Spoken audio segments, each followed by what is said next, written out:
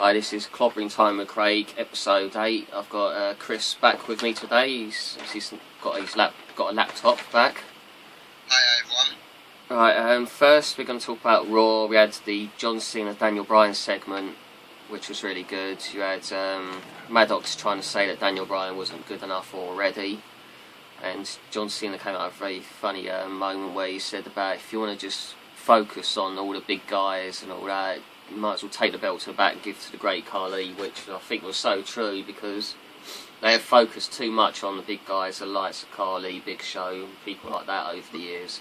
And as John Cena said, it's about the ability, not just your size, which is definitely something they need to learn more towards, the ability instead of their size. To me, it doesn't matter if you're 5'10" or 6'4". If you can wrestle, you deserve the opportunity. Yeah, it looks like they're going to start pushing Cody as well now. Which is good. You got the. It looks like he'll be fighting Sandow for the case SummerSlam, and I think Cody's going to win it off him. So I don't see Sandow as a main eventer. And I think they just had that case go to Sandow as a temporary thing to build to Cody going good, and then taking the case from him at SummerSlam basically. But yeah, you had that, plus you had Heyman continuing the whole thing with CM Punk lead, and basically Punk said that he challenged Lesnar to SummerSlam, which everyone knew was coming anyway. Yeah, I must say I do love Heyman's promos. Yeah, brilliant. Him and Punk do make good segments because of being so confident. Yeah. And we talked about earlier on the possibilities for Heyman possibly could start a stable that basically replaces CM Punk with someone like Randy Orton, a main eventer, who, it'd be quite good seeing them two together. I think they'd work quite well. Yeah. It would replace CM Punk, because you need a top wrestler to be able to replace CM Punk, so I think Randy would be ideal. As well as already got Curtis Axel. I would even turn Kofi Kingston bad and have him in his stable. So I think that would do Kofi a lot of good. And you could have Cassius Ohno as well if he sorts out his situation. As I spoke to Chris about earlier on, there's a whole thing where WWE's not happy with him because he's not looking after his physique, which I don't see anything wrong with his physique, but they're not happy with it, and he's not putting the effort in to improve it, which if he's not careful, he's going to end up getting released. And it'll be a shame because he could have have a really good career, possibly to level that I think Seth Rollins will, because I think it's just as good as Seth Rollins. But if he don't sort his act out, and if he's going to give that I don't give a damn attitude, then he's going to go nowhere fast. And he's just going to end up in either Ring of Honor or TNA. We've got, as we know, Vicky Guerrero's the GM of SmackDown now. And I get the feeling the league, we expect Booker T's still hanging around, so I get the feeling they're leading to him in wrestling part-time or something. They've not said anything about it on the sites, but I get the feeling that's what they're leaning towards. Yeah, I think he'll start pushing a few youngsters, won't he? Well, yeah, I would use him to that sort of Chris Jericho role to put over other wrestlers. Yeah, well, I could see him maybe doing something with Curtis. Also, I've seen feuding with maybe Sandow after SummerSlam. Yeah. But, so you got the new Divas show that's starting tonight, or in America anyway. They ain't got it on TV over here, so you have to find somewhere online to watch that. You got Naomi, Cameron, Bella Twins, Natalia, Ava Marie, whose big waste of space there is, and the other girl, I can't even remember her name. But Ava Marie is just a developmental wrestler, as far as I know, who's just I think her name's Joey, is it? I think it's Joey. Might be. But Ava Marie's all about the fame. She's one of these people who step over someone's grave to get to the top, sort of thing. Yeah. She'll do anything. She's already flirted with John Cena, she's flirted with Fandango, and if she keeps on at this rate, she's going to upset the wrong person, and she's going to go out the window with the rest. And I don't know if you noticed, another thing that was on Twitter the other day, Maria tweeted about having a pop at the Bellas. She was talking about she's going to be watching the Divas thing, and how she loves watching women beg for rings. Because there's this whole thing. Nicole was talking about John Cena, talking to John Cena about their future. Because she obviously wants to get married, and they're talking about that. So it's Maria's way of having a pop saying that Nicole's begging for a ring. So the Bella Twins' brother responded saying, "Who are you again? What did you do in the WE?" And I tweeted him saying, "She's just jealous. I mean, who the hell's Maria, really? And what'd she ever do in the WE?" And I never liked her in the ring. I was never a fan of her. She was just annoying. She had no wrestling ability, really. Annoying voice as well, didn't she? So, you know, who's she to have a pop? I mean, how many Divas titles has Maria won, and how many Zabella's won? Yeah. You know, so it shows she's just jealous because they've got their opportunity. She just wasn't good enough, basically. Yeah. She's just in Ring of Honor, I think, now with her other half. Yeah. There's been a whole big thing on Twitter recently with Dixie releasing Jesse Sorensen, who's been out for over a year now, with a broken neck, I think it was, from his match against Zema Ion. And yeah, she promised him a future in the company when he's recovered, and she decides to release him now, which is really cold. And you know, I mean, as I said to you earlier, I was never a fan of Jesse Sorensen. I thought he was quite boring. I didn't think he was that great in the ring. But if you're going to offer someone like that, whose career was almost ended, who's almost crippled, if you're going to offer him a future, you know, stick to your words. Don't go against it. Back on her word, didn't she? Yeah, she's like, have some morals and stick to what you said. Yeah, it's just wrong when there's others there that could easily go first, like Brooke Hogan. The money they're wasting on her, you know, get rid of Rampage. The money they must be spending on him. Eric Bischoff's still in the company. I've heard he's in the creative team now, replacing Pritchard. It's like, God, they're going down this same bloody path as WCW all again.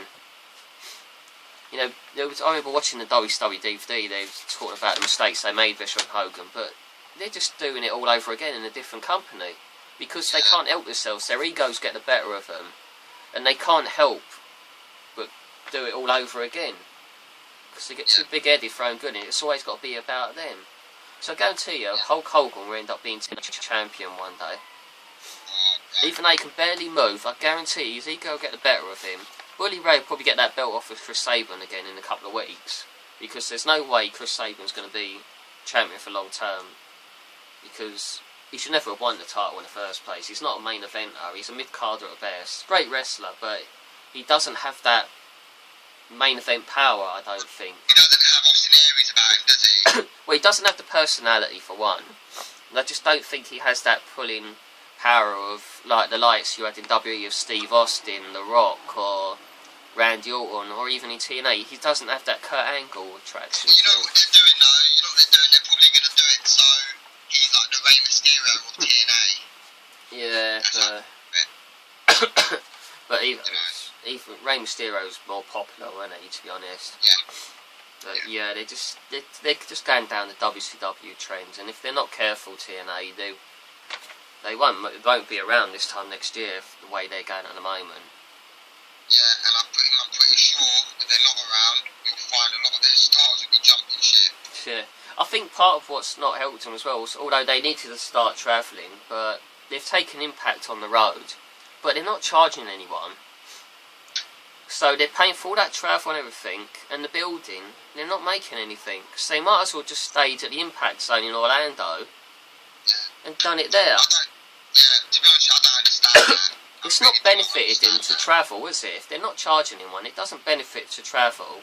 And now they can't go back to Impact Zone because that's been used by something else. And that could be knocked down at some point when the WE put their Hall of Fame building there. So there's no way back for TNA now. They've put themselves in such a big hole, they can't go back. So their only option is to maybe go back to where the first place they started, which I think was in Nashville. Because they can't keep travelling. If they're struggling money-wise, they can't keep travelling on the road and not charging people. They need to start charging. They need to. Yeah, they need to start charging for Impact, for one. Even if it's not a lot, they've got to bring in something. Even if it's like $10 a ticket, they've got to bring in some sort of money. Because how can you do it for free and pay the wrestlers? How do you sustain financially? You can't do it. Yeah. And Spike TV are probably paying Hogan's wages, but they're not going to keep on doing that if the ratings are crap every week. Yeah. Tell you what, could you imagine WWE letting people win Raw for free? Oh, no chance. Can you imagine Raw free? Blimey, it would sell out, but the money they pay their wrestlers, they couldn't survive. And Vince is not stupid, that's for sure. Whereas Dixie Carter's clearly not the brightest spark on the earth. Vince is no mug. Yeah. He's a businessman, he knows what he's doing. Oh yeah, God yeah. That's why he's a billionaire, Christ. Next, there was basically NXT. Paige became the first NXT Divas champion against Emma in a very good match, which both of them should be on the Raw roster, or, well, on the main roster now. They both could easily, Paige could easily be the Divas champion on the main show. Or, I'd love to see her feud with AJ. They'd make for quite a good feud, that. Because I think Paige has kind of got that Victoria, Tyra, whatever you want to call her now. She's kind of got that character to her, and that she reminds me of how Victoria was back in early WWE days. Yeah. She does remind me of her. I would love to see Tara back in WWE, to be honest with you. Yeah, I mean, the only problem is she's 40 or 41 now, whether they would do that anymore because of her age. But yeah, I'd like to see her in there just to help others and get other people over. Gail Kim. Not Gail Kim. I don't want to see Gail Kim. I want to see Tyrell back for two reasons. One, she looks so damn good. And two, is she's doing quite a good job in the ring. So yeah, I'd love to see her back on there again. What's happened to your favourite, Miss Tessmacher, yeah. I haven't seen her. No, they do this with the Divas. They'll use a small amount of them and the others will disappear for months on end and then they'll just appear again. No, they're just not using her at the moment. Did you want to talk about that promo, TNA, who you think it could be? Oh yeah, the mystery man, yeah, I mean, some people are saying Doc, even though he's gone. Some are saying Jeff Jarrett.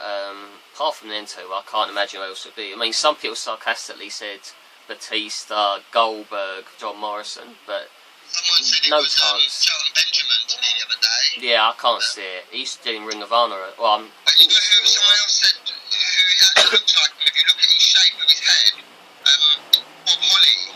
But I could never see that. God, I don't want to see Bob Holly. He's never liked him. Some people say he looks like the shape of Doc, but sometimes they throw that, the shape of him, and it's not really that shape. Yeah.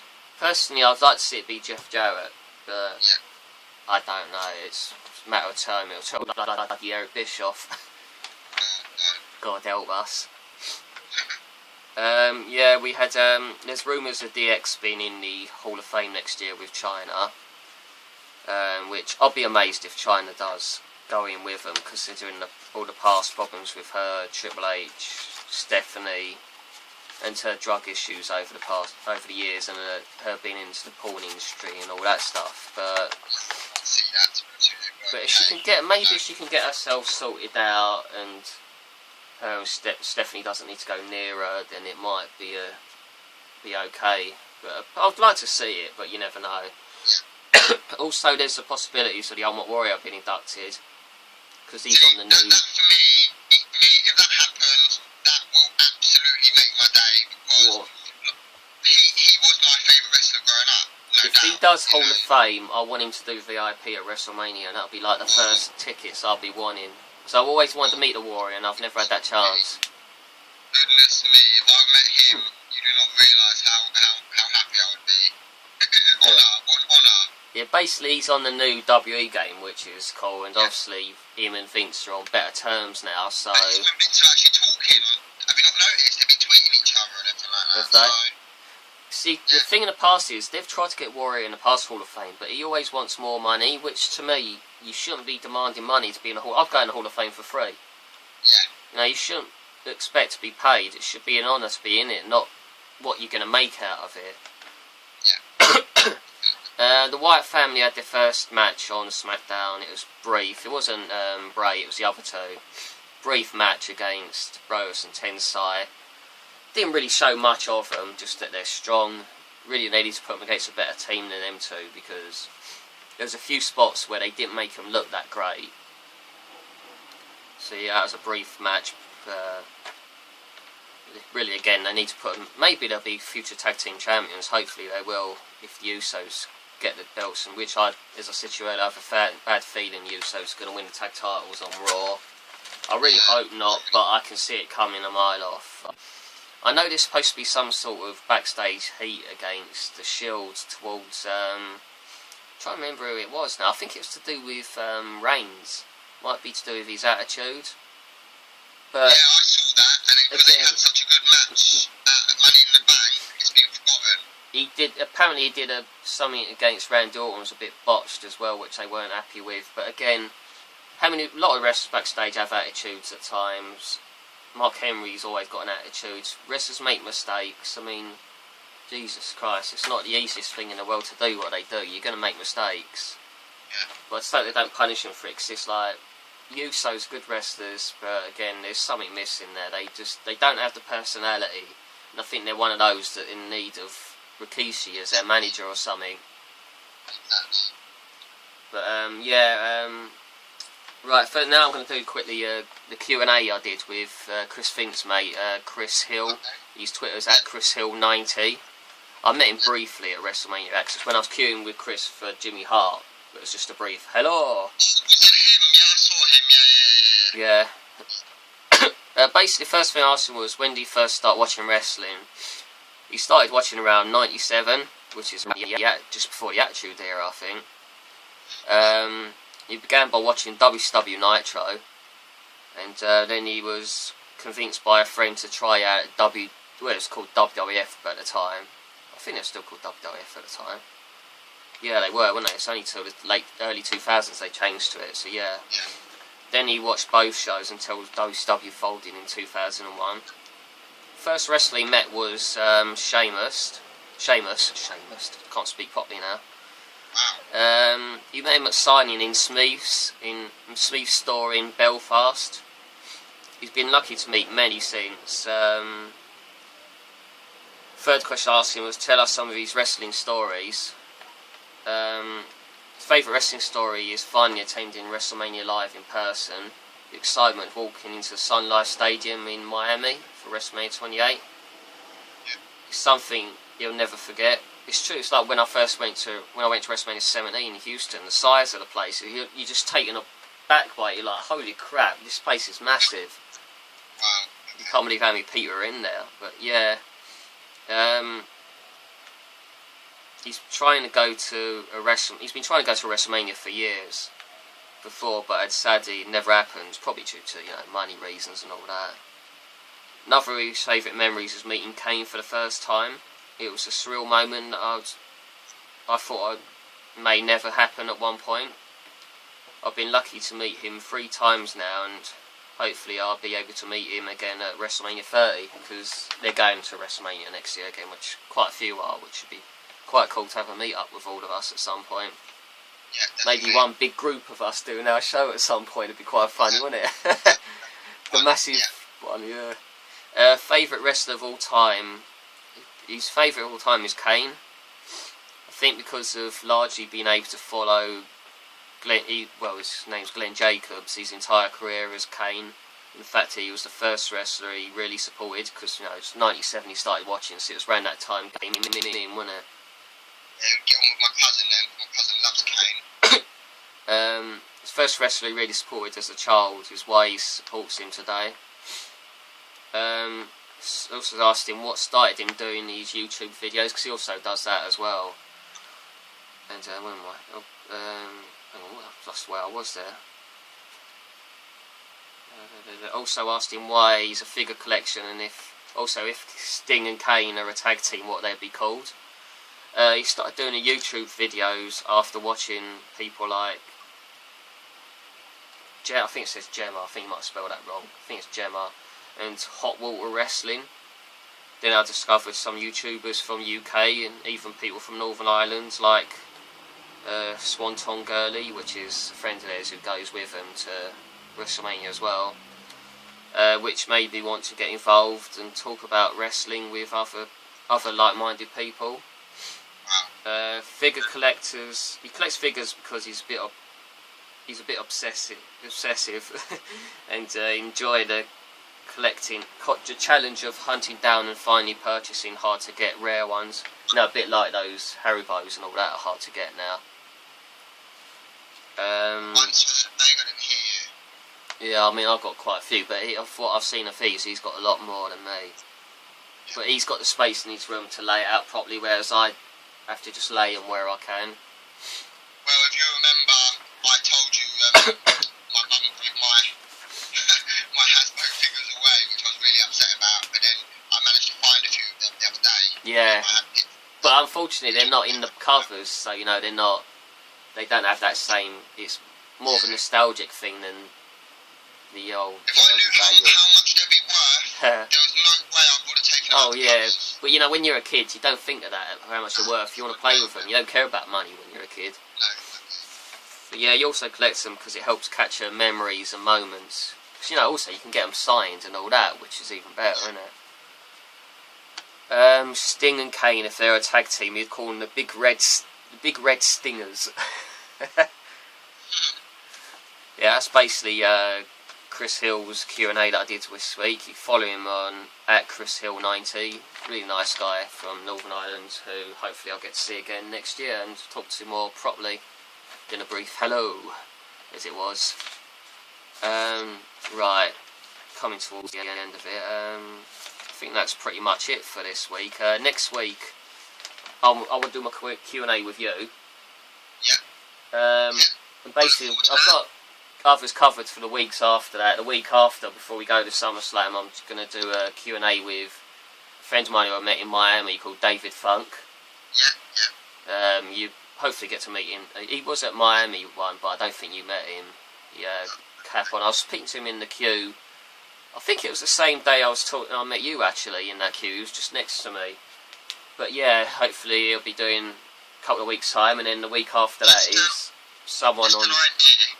An idea when we go to SummerSlam, and obviously in the future when we go to WrestleMania, I think we need to sort of interview a few randoms as well. Yeah, that's what I'm going to do at SummerSlam Access with people like Mario, who I know on Twitter, also Jess, and a few of the others. If I get to meet any of them, just like a 1 or 2 minute brief asking them who they've met, who they're hoping to meet, where they're sitting, and you know what match they're looking forward to. Just a brief question thing, yeah. Also do one the day before Access starts, and I'll do a few little clips here and there during Access, and then we'll do one of our shows the same evening after SummerSlam. Definitely.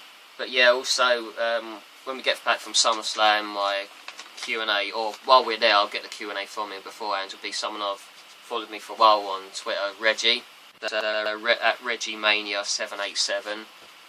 So yeah, I've got to send him some questions at some point, so that'll have me covered till we get back to us from there, but there's loads to do in the future anyway. Next week we'll also talk about, as I've been talking about on our Facebook group, is the favourite superstars entrances. I'll talk about that next week. Plus we'll talk about SummerSlam items that I'm looking to get signed. Like I've got a magazine here for Shawn Michaels I'll be getting signed, so I'll show a few of those things and talk about that next week. Yeah, I need to find something something signed. Well, there's some good. Maybe getting the figure. There's some good. If you want to get a magazine signed or anything like that, there's a good company who's on Twitter called House of Wrestling. Okay, you better.